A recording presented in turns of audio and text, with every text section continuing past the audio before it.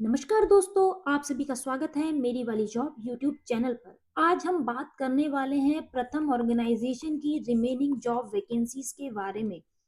कल के एपिसोड 1 में हमने मेजरली सारी वैकेंसीज को कवर करा है। अगर आपने वो वीडियोस नहीं देखी है तो please go and watch out those video. आज हम बात करने वाले हैं एपिसोड 2 में रिमेनिंग वैकेंसीज की। चलिए देख लेते हैं वन बाय वन कौन कौन सी वैकेंसीज हैं। सबसे पहले आई है पटना बिहार के लिए state level content and training associate की। इसमें डिमांड रहेगी बिजनेस स्टडीज के सब्जेक्ट की, यानी कि एम कॉम और बी कॉम के सब्जेक्ट्स की। आपकी इसमें एक्सपर्टीज होनी चाहिए क्योंकि यहाँ पे आपको business studies related curriculum design करना है। और साथ में साथ टीचर लर्निंग मटेरियल जिसमें कि manuals, worksheets, question bank, digital content, training guides आता है, जो आपको स्टूडेंट और टीचर दोनों को ध्यान में रखते हुए प्रिपेयर करना है। साथ ही साथ आपकी familiarity with the digital tools ये रहनी चाहिए जिससे कि आप वीडियोस, गेम्स, पीपीटीज, पीडीएफ ये सब भी क्रिएट कर सकें। साथ साथ आपको ये बात का इंश्योर करना है कि जो एजुकेशनल गैप्स हैं इनको कैसे दूर किया जाए, क्योंकि आपके पास डाइवर्स ग्रुप्स होंगे लर्निंग वाले। तो आपको उन इन इन गैप्स को ब्रिज करने के लिए हमें कैसा कंटेंट देना है, that is the content creation. ये वर्क रहेगा आपका। अलॉन्ग विद दैट आपको रिपोर्ट्स भी प्रिपेयर करनी पड़ेंगी, डॉक्यूमेंटेशंस बनाने पड़ेंगे, और जो क्लासरूम टीचर्स टेक्निक्स हैं वो किस किस तरीके से हम नए नए तरीके से इनोवेटिव आइडियाज ला सकते हैं जिससे हमारी लर्निंग आउटकम्स बेहतर हों, वो भी आपको बनाने हैं। साथ ही साथ आपका ट्रैवल रहेगा इस जॉब के अंदर, और ट्रैवलिंग के लिए प्रथम की अपनी पॉलिसीज के अकॉर्डिंग आपको लॉजिंग, स्टेइंग, टीएडीए जो ट्रैवल के दौरान होता है वो आपको मिलता है, वो प्रथम रीइम्बर्स करता है।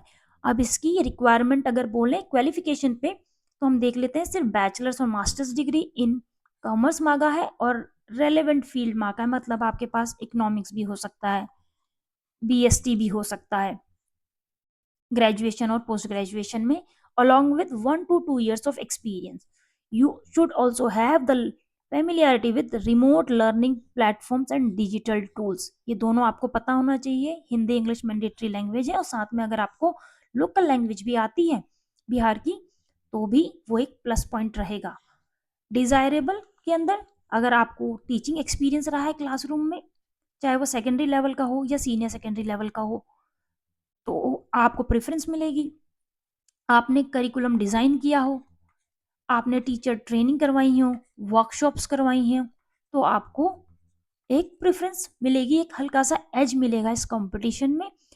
आपका जो भी ये प्रोसेस है इसके लिए आपको एक सिंपल सा गूगल फॉर्म भर लेना है। ये गूगल फॉर्म्स के लिंक्स किस तरीके से गूगल फॉर्म्स हैं ये मैंने आपको एपिसोड 1 की वीडियोस में सारे शो किए हैं। ये सिमिलर है जिसमें आपकी बहुत ही बेसिक डिटेल्स ही मांगी हुई हैं, और आपका रिज्यूम, सीवी, ये सब चीजें आपको अटैच करके देनी है, जिसमें आपकी क्वालिफिकेशंस, आपकी कॉन्टैक्ट डिटेल्स,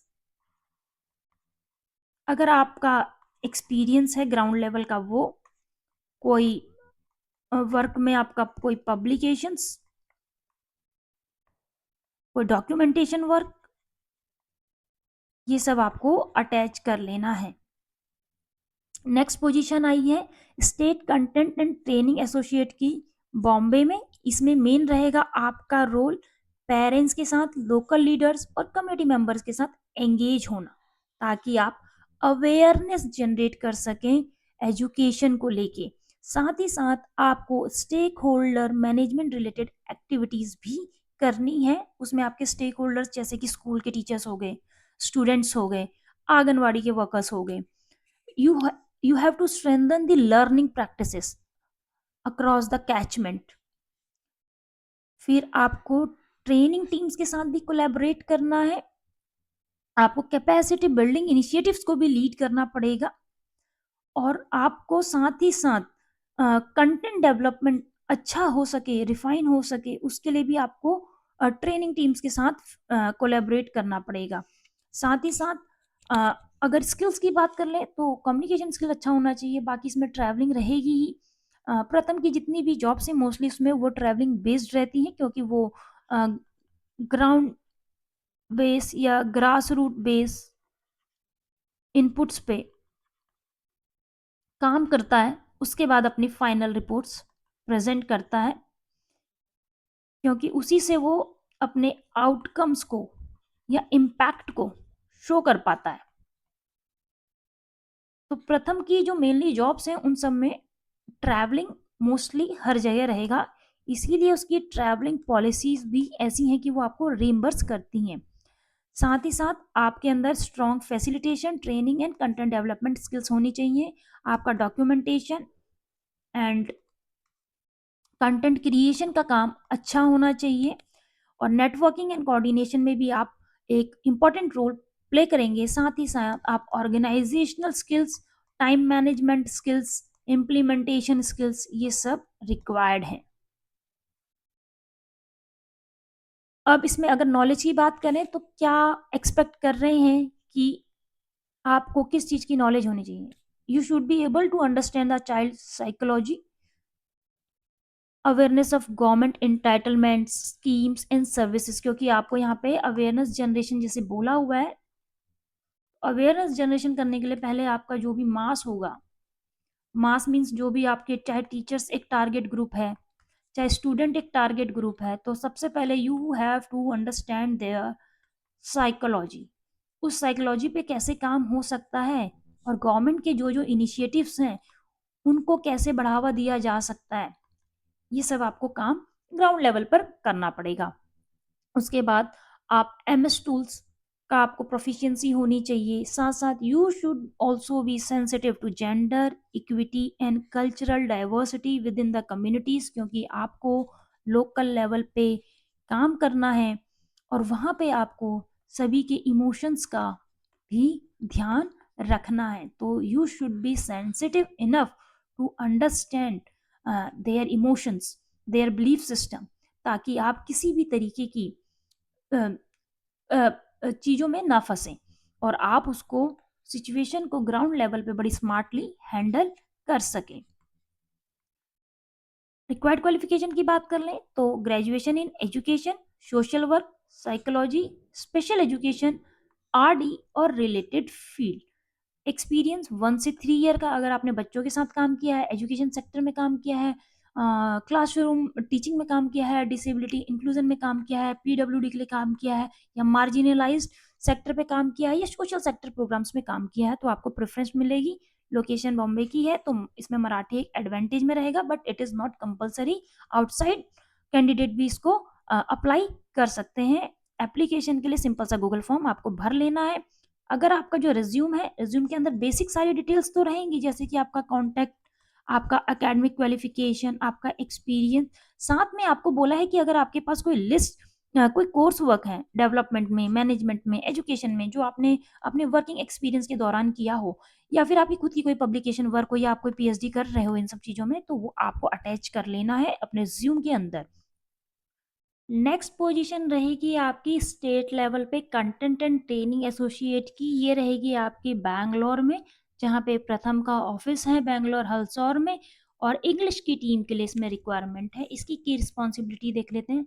तो यहाँ पे भी आपको कंटेंट सपोर्ट एंड एडेप्टेशन पे काम रहेगा। बेसिकली कंटेंट जैसे बनाया जाएगा लोकल कॉन्टेक्स्ट को ध्यान में रखते हुए, और आपको उसमें साथ ही साथ capacity building and teacher training workshops भी करवानी पड़ेंगी, both in online and offline mode, ताकि जो टीचर्स की कैपेसिटी है पढ़ाने की, वो इम्प्रूव हो सके। And you have to also do the programme monitoring and field support work.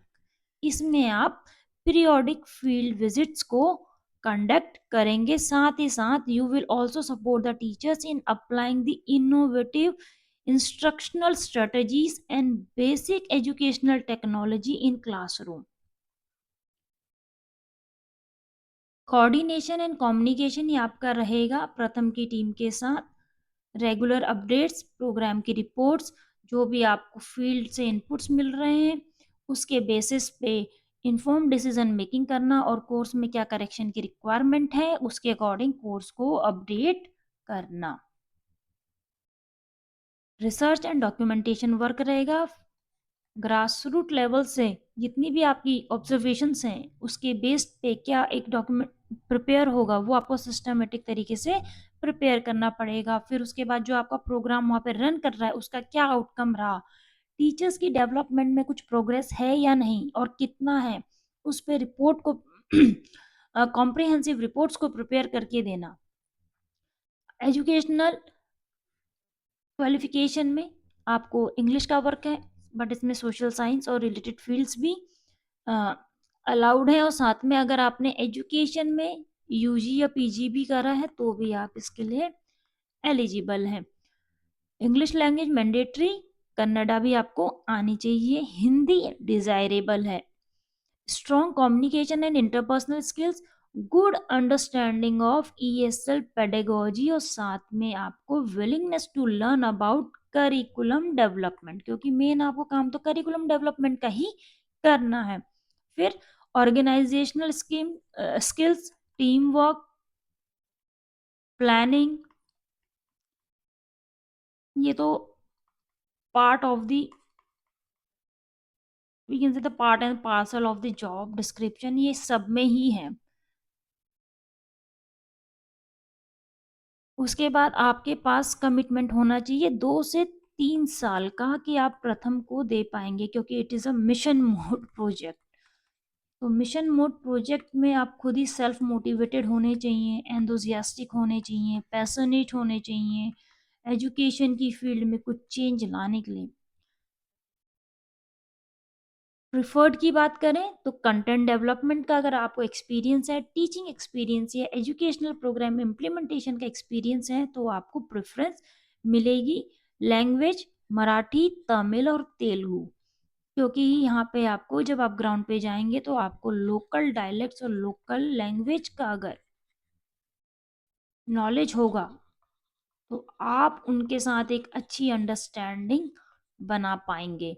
Remuneration की बात करें तो 32 से 36,000 पर मंथ का सीटीसी एक अच्छा अमाउंट है, क्योंकि इसमें बाकी आपकी जो ट्रैवलिंग कॉस्ट होगी outside the base location that will be reimbursed. अगर यहाँ का कोई लोकल कैंडिडेट है उसको ये अप्लाई कर लेना चाहिए। सिंपली इस पे आपको सेंड कर देना है। सब्जेक्ट लाइन ये रहेगी आपकी, application for the position of state content and training associate English team, ये आपको मेंशन करना है इंग्लिश टीम। और ये आपके रिज्यूम के अंदर ये सारे पॉइंट्स आपके कवर होने चाहिए। Cover letter not more than 300 words, इसमें आपको अपने एक्सपीरियंस को एक्सप्लेन करना है, साथ में आपको ये बताना है कि why are you suitable for this role, या आपका पास्ट एक्सपीरियंस या एजुकेशन कैसे रेलेवेंट है इस जॉब रोल के लिए, ये आपको अपने कवर लेटर पे मेंशन करना है। इसकी लास्ट डेट रहेगी 31 अक्टूबर, तो ये आप डेडलाइन से पहले ही अप्लाई कर लेना। अगर आपको किसी भी तरीके की कोई भी डिफ़िकल्टी है, मेंटोरशिप लेनी है, गाइडेंस लेनी है, तो आप मुझे डायरेक्टली मेरी वाली जॉब @gmail.com पे मैसेज भी कर सकते हैं। मैं आपको यहाँ से कनेक्ट कर लूँगी एक छोटी सी कंसल्टेंसी चार्जेस के साथ, बहुत ज़्यादा नहीं रहेगा। अगर कोई गाइडेंस लेना चाहते हैं, कंफ्यूज है कि रिज्यूम कैसे बनेगा, कवर लेटर कैसे बनेगा, तो और एसओपी कैसे बनेंगे, तो आप मुझे कांटेक्ट कर सकते हैं। आज की लास्ट पोजीशन देख लेते हैं, ये है measurement monitoring and evaluation associate Delhi के लिए। और मैं ये कहूँगी कि जो दिल्ली एनसीआर से कैंडिडेट ने वही इसे अप्लाई करें, क्योंकि इसमें सैलरी अराउंड 35 तक मैक्सिमम हो सकती है। आई एम नॉट एक्सपेक्टिंग कि इससे ज़्यादा इसमें ये दे पाएंगे। रोल्स एंड रिस्पॉन्सिबिलिटीज़ की बात कर लें तो you should have the understanding of field realities and data requirement, monitoring frameworks पे काम करना है आपको, You should be able to roll out the data collection system and analysing and visualisation skills होनी चाहिए ताकि आप एक प्रोग्राम स्ट्रेटेजी बना सकें और उसका एफिशिएंट इम्प्लीमेंटेशन हो सके। एजुकेशनल क्वालिफिकेशन यूजी और पीजी, इंजीनियरिंग में, सोशल साइंस में, मैथ्स और स्टैट्स को प्रेफरेंस होगी। ये 4 सब्जेक्ट में प्रेफरेंस है। अदर देन दैट कैंडिडेट भी अप्लाई कर सकता है। Minimum 2 years of work experience रहेगा। अगर किसी ने डेटा एनालिटिक्स पे काम करा है, पाइथन, टैब्लो या डीबीएमएस का भी अगर आपको नॉलेज है, साथ में अगर इंजीनियर्स को यहाँ पे बोला है तो R, C, C plus plus, Java जैसी अगर लैंग्वेजेस पे भी काम करा है तो उनको एक प्रेफरेंस यहाँ पे जरूर मिलेगी because they have it is considered as कि उनके पास अच्छी विजुअलाइजेशन और एनालिटिक्स स्किल्स होती हैं। इंग्लिश और हिंदी मैंडेटरी लैंग्वेज रहेगी, ये मैं आपको बता चुकी हूँ। सिंपली गूगल फॉर्म आपको अप्लाई कर लेना है। उम्मीद करती हूँ आपको ये वीडियो अच्छी लगी होगी। अगर अच्छी लगी है तो चैनल को लाइक, शेयर, कमेंट और सब्सक्राइब जरूर करें। धन्यवाद।